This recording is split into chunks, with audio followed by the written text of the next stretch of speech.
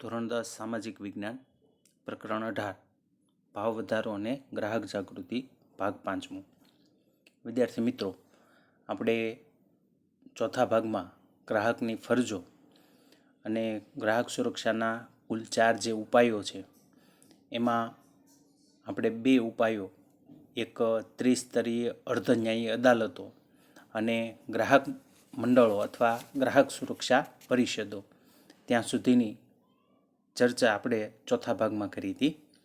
આજે આપણે ગ્રાહક સુરક્ષાના અન્ય જે 2 ઉપાયો છે એના વિશે આપણે ચર્ચા કરશું અને ફરિયાદ કોણ દાખલ કરી શકે, ક્યાં દાખલ કરી શકાય અને કેવી રીતે દાખલ કરી શકાય એટલી વિગતો આજે આપણે 5મા ભાગની અંદર જોવાની છે અને આ પ્રકરણ પણ આપણું પૂર્ણ થશે.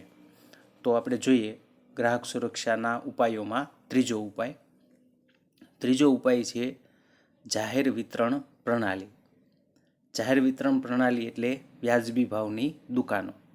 આપણે જેને સસ્તા અનાજની દુકાનો કહીએ છીએ, તો એ વ્યાજબી ભાવની દુકાનો દ્વારા જે ગરીબી રેખા નીચે જીવન જીવતા લોકો અને મધ્યમ વર્ગના લોકો એને નિયમિત રીતે સારી ગુણવત્તાવાળો માલ નિયત જથ્થામાં રાહત દરે અનાજ અને અન્ય વસ્તુઓ એને પૂરા પાડવામાં આવે છે અને એ રીતે બજારની અંદર જે એમની પાસેથી વધુ પૈસા લેવા, હલકી ગુણવત્તાવાળો માલ આપવો, ઓછો માલ આપવો, આ રીતે એનું જે શોષણ થાય છે એ શોષણથી આ જાહેર વિતરણ પ્રણાલી એવા ગ્રાહકોને બચાવવાનું કામ કરે છે. ઉપરાંત વેપારની ભ્રષ્ટ રીત રસમો સામે પણ આ જાહેર વિતરણ પ્રણાલી છે એ ખૂબ સારી રીતે કામ આપે છે. તો જાહેર વિતરણ પ્રણાલી સસ્તા અનાજની દુકાનો, આપણે આગળ પણ ગરીબીવાળી વાત જોતા હતા ત્યારે આની વાત બહુ વિગતે આપણે કરી છે. તો ત્રીજો ઉપાય છે જાહેર વિતરણ પ્રણાલી. ચોથો ઉપાય છે તોલમાપ અને ચીજ વસ્તુઓની શુદ્ધતાને પ્રમાણિત કરતું તંત્ર. તોલમાપ અને ચીજ વસ્તુઓની શુદ્ધતાને પ્રમાણિત કરતું તંત્ર. તો ગ્રાહકોનું સ્વાસ્થ્ય જળવાય, એને સલામતી જળવાય એના માટે સરકાર દ્વારા કેટલીક કાયદાધીન સંસ્થાઓની સ્થાપના કરવામાં આવી છે.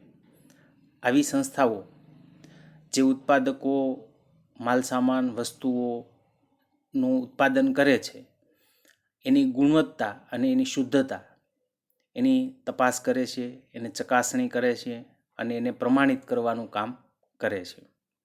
તો આવી જુદી જુદી સંસ્થાઓ વિશે અને આવી સંસ્થાઓએ આપેલા જુદા જુદા માર્કા એટલે સિમ્બોલ, જે વસ્તુ આવી કચેરીની અંદર તપાસ કરવામાં આવી હોય એની ગુણવત્તા બરાબર હોય તો આવી સંસ્થા એને આવી વસ્તુઓ ઉપર એક સિમ્બોલ વાપરવાની છૂટ આપે છે. જુદી જુદી વસ્તુઓમાં જુદા જુદા સિમ્બોલ હોય છે, માર્કાઓ હોય છે. આ માર્કાવાળી વસ્તુઓ ગુણવત્તાની દૃષ્ટિએ શ્રેષ્ઠ હોય છે, કારણ કે સરકારની આવી સંસ્થાઓએ એની બરાબર તપાસણી કરી હોય છે, ચકાસણી કરી હોય છે અને પછી આવા માર્કા વાપરવાની એને છૂટ આપવામાં આવે છે. ઉપરાંત એક વખત માર્કો અપાઈ ગયા પછી સમયાંતરે આવી વસ્તુઓની ચકાસણી પણ એ કરે છે અને એ રીતે વસ્તુઓની ગુણવત્તા માટે આવા માર્કાઓ આપી અને ગ્રાહકોનું શોષણ અટકાવવાનો પ્રયત્ન કરે છે. આપણે જ્યારે ખુલ્લા બજારમાં કોઈ પણ વસ્તુઓ લેવા જઈએ તો આપણે જે જુદા જુદા માર્કાઓ જોઈશું એવા માર્કાવાળી વસ્તુઓ ખરીદીએ તો આપણું શોષણ થવાની સંભાવના અટકે છે અને આપણે જે વસ્તુ લાવીએ એ યોગ્ય ગુણવત્તાવાળી વસ્તુ આપણને પ્રાપ્ત થાય છે. તો જોઈએ આવા જુદા જુદા માર્કાઓ વિશે. તો ભારત સરકારે જુદી જુદી ચીજવસ્તુઓની ગુણવત્તાનું નિયમન કરવા માટે 1947ની અંદર ઇન્ડિયન સ્ટાન્ડર્ડ ઇન્સ્ટિટ્યૂટ, જે ટૂંકા નામથી ઓળખાય છે ISI, ઇન્ડિયન સ્ટાન્ડર્ડ ઇન્સ્ટિટ્યૂટ, આવી સંસ્થા સ્થાપી. પછી 1986માં આ સંસ્થાનું નામ બદલાવવામાં આવ્યું અને આજે હવે એ બ્યુરો ઓફ ઇન્ડિયન સ્ટાન્ડર્ડ્સ નામથી ઓળખાય છે. બ્યુરો ઓફ ઇન્ડિયન સ્ટાન્ડર્ડ્સ, એનું ટૂંકું નામ થાય છે BIS, bureau of Indian standards. તો આ સંસ્થા દ્વારા આજે જુદી જુદી ચીજવસ્તુઓનું ઉત્પાદન કરતા ઉત્પાદકોને ISI એવો માર્કો ઉત્પાદનના ઉપકરણો ઉપર વાપરવાની છૂટ આપે છે. આપણે બજારમાં વસ્તુ લેવા જઈએ તો જે વસ્તુ ઉપર ISIનો માર્કો મારેલો હોય એ વસ્તુ આપણે ખરીદીએ તો એ હંમેશા ગુણવત્તાની દ્રષ્ટિએ શ્રેષ્ઠ હોય. તો આવો એક ISIનો માર્કો છે એ આવે છે. બીજો એક માર્કો આપણે છે જોઈએ, એનું નામ છે એગમાર્ક. એગમાર્કની અંદર વર્તુળ હોય અને એની અંદર ભારત સરકાર, ગવર્મેન્ટ ઓફ ઇન્ડિયા લખેલું હોય અને વચ્ચેના ભાગમાં એગમાર્ક લખેલું હોય. તો આવો એગમાર્કનો માર્કો અથવા લોગો એ આપણને જોવા મળે ખેતી આધારિત ચીજવસ્તુઓ, વન પેદાશો, બાગાયતી અને પશુ પેદાશોની ગુણવત્તાવાળા જે ઉત્પાદનો છે એના ઉપર એગમાર્ક લગાડવાનો કાયદો ખેતીવાડી ઉત્પન્ન બજાર કાયદો 1937 હતો. ભારત સરકારનું ડિપાર્ટમેન્ટ ઓફ માર્કેટિંગ ઇન્ટેલિજન્સ સંસ્થા DMI, department of marketing intelligence સંસ્થા DMI, આ સંસ્થા દ્વારા એગમાર્ક વાપરવાનો પરવાનગી આપવામાં આવે છે અને ખેતી આધારિત વસ્તુ, વન પેદાશ, બાગાયતી પેદાશો, પશુઓ દ્વારા થતી પેદાશો, આ બધા ઉપર એગમાર્ક હોય છે. આવી વસ્તુઓ ખરીદીએ તો એ ગુણવત્તાની દ્રષ્ટિએ શ્રેષ્ઠ હોય છે. કોઈ એગમાર્ક લગાડેલી, માર્કો મારેલી વસ્તુ હોય અને જો ખરાબ નીકળે, ગ્રાહકને શંકા જાય, તો એ આ BIS, bureau of Indian standards, એના નજીકના પ્રાદેશિક કાર્યાલયમાં એના વિરુદ્ધ ફરિયાદ પણ કરી શકે છે. તો આપણે 2 માર્કા જોયા, એક ISI અને બીજો એગમાર્ક. હવે આપણે ત્યાર પછીની વાત કરીએ તો સોનું ઘણા બધા લોકો ખરીદતા હોય છે. સોનાની અંદર જે દાગીનાઓ બને છે એ દાગીનાની અંદર પણ BIS એવો માર્કો લગાડવામાં આવે છે. એને હોલમાર્ક કહેવામાં આવે છે. આ જે હોલમાર્ક લાગે એની અંદર 916 એવું એક લખેલું હોય. 916નો મતલબ થાય 22 કેરેટની સોનાની શુદ્ધતા. જે આપણે સોનાના દાગીના લઈએ તો એના ઉપર 916 લખેલું હોય તો સમજવાનું કે એ 22 કેરેટ સોનાની શુદ્ધતા દર્શાવે છે. એની બાજુમાં હોલમાર્ક હોય, એની બાજુમાં એક અંગ્રેજી આંકડો લખેલો હોય ABCDમાંથી. એ જે તે હોલમાર્કિંગ થયું હોય એનું વર્ષ બતાવે. દાખલા તરીકે જે લખેલું હોય તો જે એનો અર્થ 2008 થાય, તો એના ઉપર આ માર્કો ક્યારે મારવામાં આવ્યો તો 2008ની અંદર.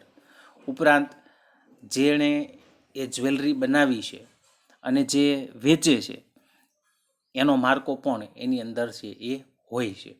હોલમાર્કના દાગીના ખરીદવામાં આવે તો એની અંદર ભેળસેળ હોવાની સંભાવના ખૂબ ઓછી છે. જે વસ્તુ લખેલી હોય એટલું જ એમાં શુદ્ધતાનું પ્રમાણ હોય. 916 હોય તો એ 22 કેરેટનો હોય. 24 કેરેટ એટલે સોનાનું પૂર્ણ શુદ્ધતા. પણ આપણે જાણીએ છીએ કે સોનું એકદમ નરમ ધાતુ છે. શુદ્ધ સોનામાંથી બનાવવામાં આવે તો એવા દાગીના બહુ લાંબો સમય ટકે નહીં. એટલે મોટાભાગના દાગીનાઓ જે બનતા હોય એ 22 કેરેટના છે બનતા હોય. બજારમાં બેયના ભાવ અલગ અલગ હોય, 22 કેરેટ અને 24 કેરેટ.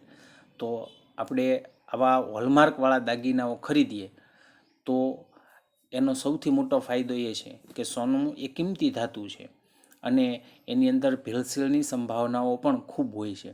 તો હંમેશા હોલમાર્કિંગવાળા દાગીનાઓ ખરીદીએ તો એનાથી આપણે છેતરપિંડીથી સારી રીતે બચી શકીએ છીએ.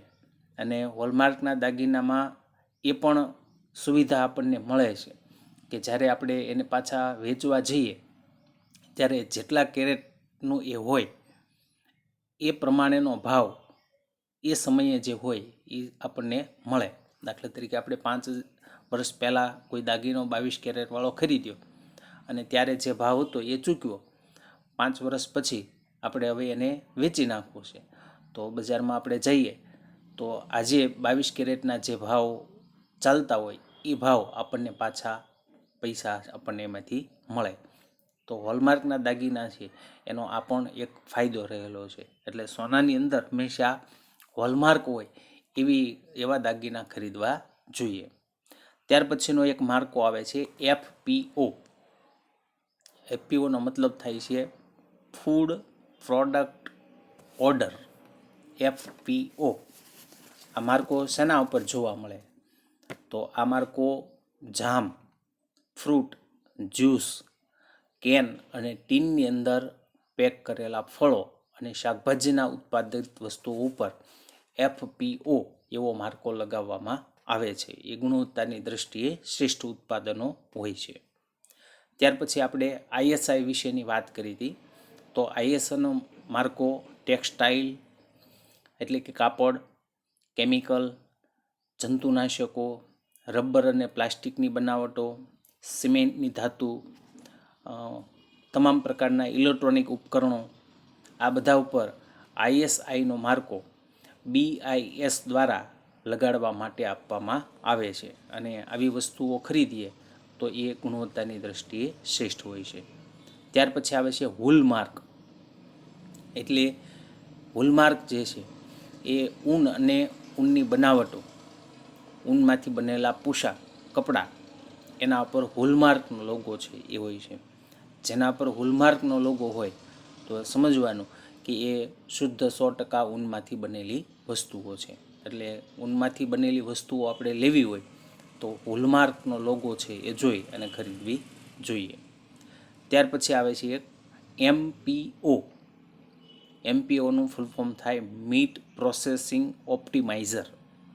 મીટ પ્રોસેસિંગ ઓપ્ટિમાઇઝર MPO એટલે કે આ માર્કો માંસ, મટનની પેદાશો અને એમાંથી બનેલી બનાવટોની અંદર MPOનો માર્કો છે એ આવે છે. માંસ મટનમાંથી જે વસ્તુ બનતી હોય અને ગુણવત્તાની દૃષ્ટિએ શ્રેષ્ઠ હોય એના પર MPO એવો માર્કો હોય છે. ત્યાર પછી આવે છે HACCP. HACCP એનું ફૂલ ફોર્મ થાય છે hazard analysis and critical control point. HACCP hazard analysis and critical control point. આ માર્કો છે એ પ્રક્રિયા દ્વારા તૈયાર કરેલા ખોરાકના ઉત્પાદનો ઉપર BSI દ્વારા લગાડવામાં આવે છે. કેટલાક ખોરાકો એવા છે કે એનું પ્રોસેસિંગ થાય પછી એનો ઉપયોગ થઈ શકે તો એ બધા ઉપર HACCP એવો માર્કો લાગે છે. ત્યાર પછી એક આવે છે ECO.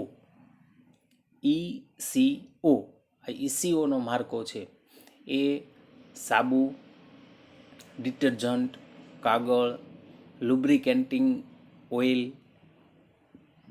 પેકેજિંગ મટીરિયલ, રંગ રસાયણો, પાવડર કોટિંગ, બેટરી, સૌંદર્યના પ્રસાધનો, લાકડાને બદલે વપરાતી વસ્તુઓ, ચામડાની અને પ્લાસ્ટિકની બનાવટો આ બધા વસ્તુઓને ISI ઇન્ડિયન સ્ટાન્ડર્ડ બ્યુરો દ્વારા અપાય છે જે હવે BSI છે.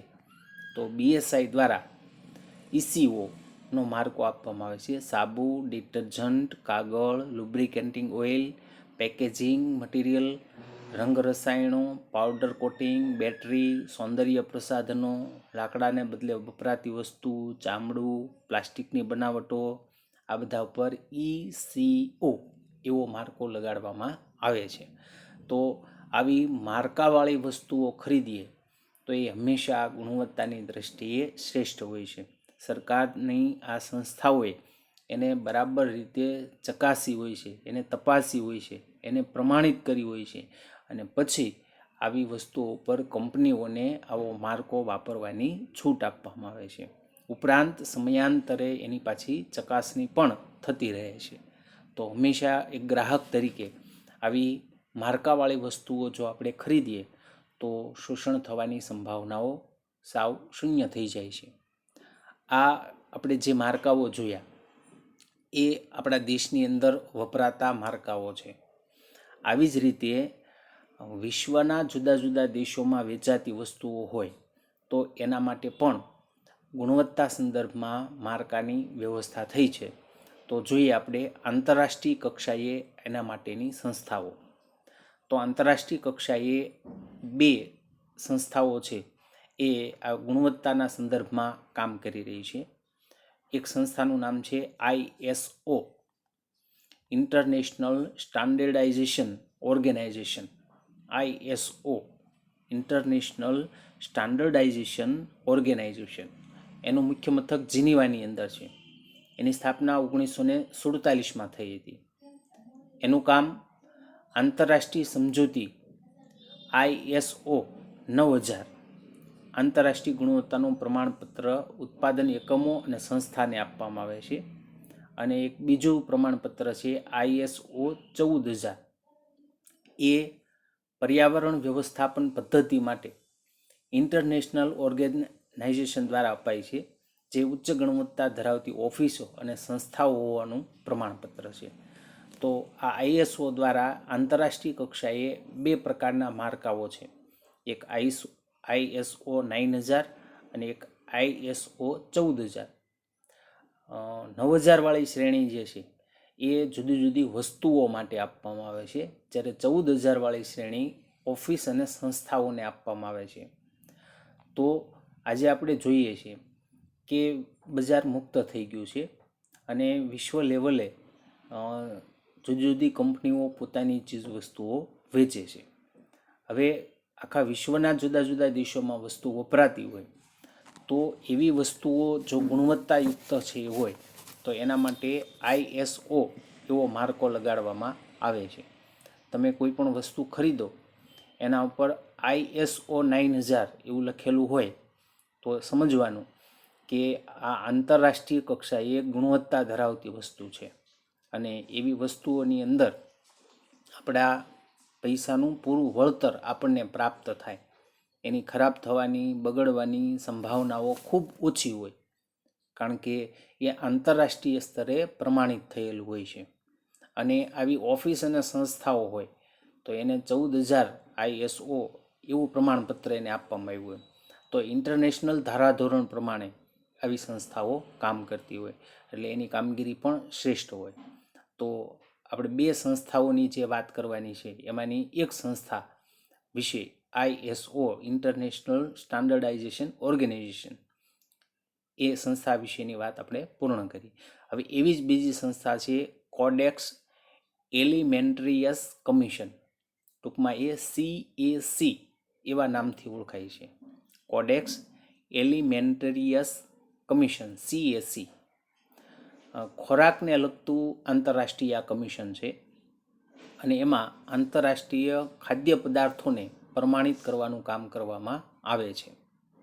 આ કમિશનની સ્થાપના 1963ની અંદર ખાદ્ય તથા ખેતી સંગઠન FAO અને વિશ્વ આરોગ્ય સંસ્થા WHO આ બંને દ્વારા આ કમિશનની સ્થાપના કરવામાં આવી છે.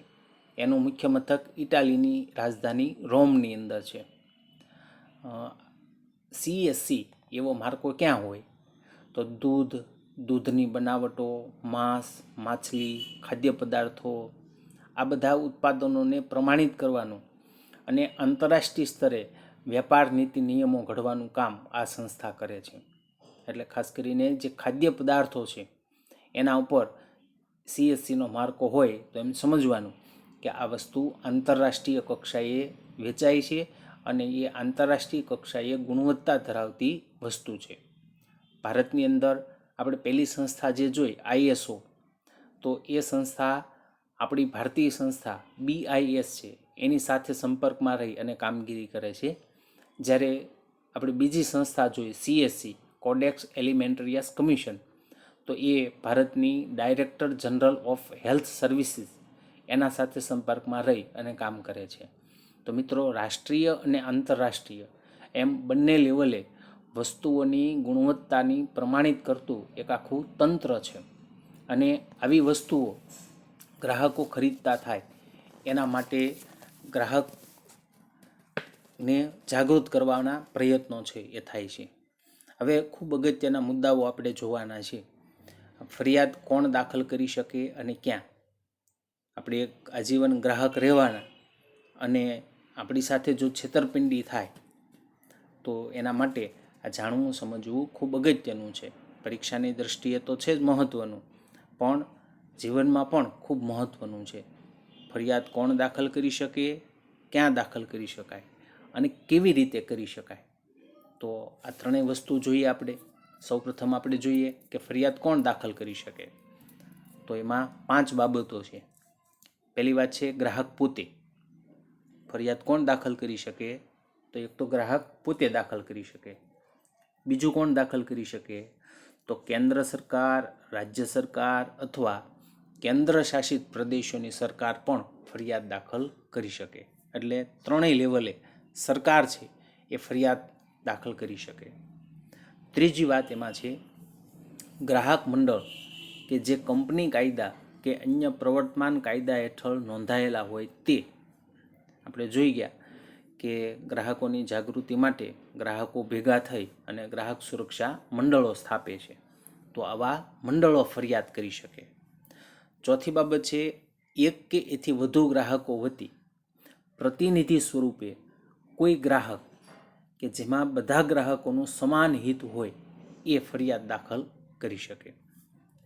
ઘણી વખત એવું બનતું હોય કે એક કંપની વસ્તુનું ઉત્પાદન કરે છે તો એ વસ્તુ ઘણા બધા લોકો ખરીદતા હોય છે. તો એના પ્રતિનિધિ સ્વરૂપે જે વસ્તુ ખરીદનારા ગ્રાહકો છે એમાંથી કોઈ પણ એક ગ્રાહક એ બધા ગ્રાહકો વતી ફરિયાદ દાખલ કરી શકે. અને પાંચમી અને છેલ્લી વાત એમાં છે કે કોઈ માલ, ચીજવસ્તુ કે સેવા ખરીદનારની સંમતિથી ઉપયોગ કરનાર કુટુંબનો કોઈ સભ્ય માલ કે સેવામાં તૂટ કે ખામી થાય અને નુકસાન થાય તો એ પણ ફરિયાદ દાખલ કરી શકે. આપણે ગ્રાહકની વ્યાખ્યા જોતા હતા ત્યારે બહુ વિગત સાથે ગ્રાહકની વ્યાખ્યા કરવામાં આવી છે. એમાં આપણે જોયું હતું કે માત્ર વસ્તુ ખરીદી એ જ ગ્રાહક ગણવામાં આવતો નથી. ગ્રાહકની વ્યાખ્યા ખૂબ વિસ્તૃત કરવામાં આવી છે. કોઈ વસ્તુ એક વ્યક્તિએ ખરીદી છે, એની સંમતિથી, એની મંજૂરીથી કોઈ બીજો વ્યક્તિ એનો ઉપયોગ કરે છે અને એને જો કાંઈ નુકસાન થાય છે તો એ પણ ગ્રાહક જ ગણાય અને એ પણ ફરિયાદ દાખલ કરી શકે. તો આપણે જોયું કે ફરિયાદ કોણ દાખલ કરી શકે? તો એક ગ્રાહક પોતે, બીજું સરકાર, ત્રીજું ગ્રાહક સુરક્ષા મંડળો, ચોથી વાત આપણે જોઈ કોઈ પણ ગ્રાહક વતી એક ગ્રાહક પ્રતિનિધિ, અને પાંચમું જોયું કે સંમતિથી ઉપયોગ કરનાર કોઈ વ્યક્તિ પણ ફરિયાદ દાખલ કરી શકે. સૌ પ્રથમ શું થાય? તો આપણે વસ્તુ લીધી હોય અને જો એમાં કોઈ ખામી, ત્રુટ જણાય તો જેની પાસેથી આપણે લીધી હોય એ ઉત્પાદક અથવા વેપારી એને આપણે સૌથી પહેલાં ફરિયાદ કરીએ. જો એ આપણી ફરિયાદ ન સાંભળે, એનું નિરાકરણ ન આપે તો ભોગ બનનાર ગ્રાહક અથવા એના કુટુંબનો સભ્ય એમના દ્વારા આપણે જે અદાલતની વ્યવસ્થા જોઈ એમાં સ્થાનિક જિલ્લા ફોરમ, રાજ્ય કમિશન, રાષ્ટ્રીય કમિશન એની અંદર કેસ દાખલ કરી શકે. સ્થાનિક પુરવઠા કચેરી, તોલમાપ વિજ્ઞાન અને ગ્રાહક કચેરી, ગ્રાહક મંડળો, કલેક્ટર કચેરી, આ બધી જગ્યાએ પોતાની ફરિયાદ દાખલ થઈ શકે. આમાંથી કોઈ પણ એક જગ્યાએ એ પોતાની ફરિયાદ દાખલ કરી શકે. જ્યારે માલ કે સેવાની અંદર ત્રુટિ કે ખામી જણાય અથવા કોઈ કરાર થયો હોય અને એ કરારનું પાલન ન થાય, એમાં કોઈ ખામી જણાય તો વસ્તુની ગુણવત્તા, એનો પ્રકાર, એની શુદ્ધતા, વજન સંબંધી ઘટ હોય, કોઈ પણ પ્રકારની ઉણપ હોય તો એના માટે ગ્રાહક આપણે જોયું એમ કે જિલ્લા ફોરમમાં, રાજ્ય કમિશનમાં, રાષ્ટ્રીય કમિશનમાં, પુરવઠા કચેરીમાં, તોલમાપ વિજ્ઞાન અને ગ્રાહક કચેરીમાં, ગ્રાહક મંડળમાં, અને સીધા કલેક્ટરને, આમાંથી કોઈ પણ જગ્યાએ એ પોતાની ફરિયાદ દાખલ કરી શકે. હવે છેલ્લો અને અગત્યનો મુદ્દો, ફરિયાદ કેવી રીતે કરાય? તો ફરિયાદ કરવા માટે કેટલીક બાબતોને ધ્યાનમાં રાખવી જોઈએ. સૌથી પહેલી બાબત એ છે કે ફરિયાદ માટે એક અરજી કરવી પડે. એ અરજી સરળ, સ્પષ્ટ, સાદી સરળ ભાષામાં ટાઈપ કરીને અથવા જાતે લખીને અથવા ઈમેલ કરીને પણ થઈ શકે. જો કોર્ટમાં વકીલ દ્વારા કેસ દાખલ કરવો હોય તો એક સોગંદનામું કરવું પડે. એ અરજીમાં અરજદારનું નામ, એનું સરનામું, એનો સંપર્ક નંબર, આ બધી જ વિગતો હોવી જોઈએ. તો પહેલાં એક અરજી કરવાની છે જેમાં આ બધી વિગતો હોય. ફરિયાદની અંદર જે અરજી કરવામાં આવે એમાં ફરિયાદનું વિગતપૂર્ણ વર્ણન છે હોવું જોઈએ. એમાં જે કંઈ ફરિયાદ હોય એના માટેના કારણો સ્પષ્ટ રીતે લખવા જોઈએ. ત્રીજી વાત એમાં છે કે જે આપણે આરોપ મૂક્યો હોય, જે આપણે ફરિયાદ કરી હોય, એના આધાર પુરાવા, એના દસ્તાવેજો સાથે જોડવા જોઈએ. પણ ખાસ ધ્યાનમાં રાખવાનું કે મૂળ નકલ ક્યારેય બીડવાની નહીં. હંમેશા પ્રમાણિત નકલો, આપણને જે બિલ કે જે કંઈ મળ્યું હોય એની પ્રમાણિત નકલ છે એ બીડવાની, એટલે એની ઝેરોક્ષ જોડવાની. મૂળ પુરાવા ક્યારેય આપવાના નહીં. ત્રીજી વાત છે કે બિલની કાચી પાકી રસીદ બીડવી, અને જો ચેકથી પેમેન્ટ કર્યું હોય તો એની વિગત પણ આપવી. ત્યાર પછી વિક્રેતાએ કરેલી શરતો, જાહેર ખબરની નકલ, ગેરંટી કે વોરંટી કાર્ડ, એનું કોઈ પેમ્પલેટ હોય તો એની નકલ પણ સાથે બીડવી જોઈએ. અરજી સાથે માંગેલ વળતરના દાવાની રકમ અનુસાર નિયમ મુજબ ફી ભરાય જે તે ગ્રાહક ફોરમની અંદર ફરિયાદ દાખલ થઈ શકે. આપણે કંઈ નુકસાન થયું હોય તો એના માટે આપણે વળતરનો દાવો કર્યો હોય તો એની જે રકમનો દાવો હોય એ પ્રમાણે એના માટેની ફી ભરવી પડે, અને એ ફી ભરે કોર્ટની અંદર આપણે ફરિયાદ દાખલ કરી શકીએ. ત્યાર પછીની વાત છે કે ગ્રાહકને ફરિયાદ થવાનું કારણ ઉદ્ભવે એના 2 વર્ષની અંદર એ ફરિયાદ દાખલ કરી શકાય છે. જો મિત્રો કેટલો સમય આપવામાં આવ્યો છે કે આપણે કોઈ વસ્તુ ખરીદી હોય, એ ખરીદ્યા પછી એનામાં કંઈ ખામી જણાય તો 2 વર્ષ સુધીમાં આપણે એની ફરિયાદ દાખલ કરી શકીએ છીએ. અને છેલ્લી વાત છે કે કોઈ પણ ગ્રાહક સંબંધી ફરિયાદ કે એના વિશે વિશેષ માહિતી કે માર્ગદર્શન મેળવવા માટે સરકાર દ્વારા ટોલ ફ્રી નંબરની વ્યવસ્થા થઈ છે. તો એના માટે ગુજરાત રાજ્યની હેલ્પલાઇનનો ટોલ ફ્રી નંબર છે 18-233-0222. આ ગુજરાત રાજ્યની હેલ્પલાઇનનો ટોલ ફ્રી નંબર છે 18-233-0222. અને રાષ્ટ્રીય કક્ષાએ હેલ્પલાઇન નંબર છે 18-114 અને 40-0000. તો આ નંબર ઉપર ફોન કરી અને ગ્રાહક સંબંધી કોઈ પણ માહિતી કે માર્ગદર્શન આપણે લઈ શકીએ છીએ.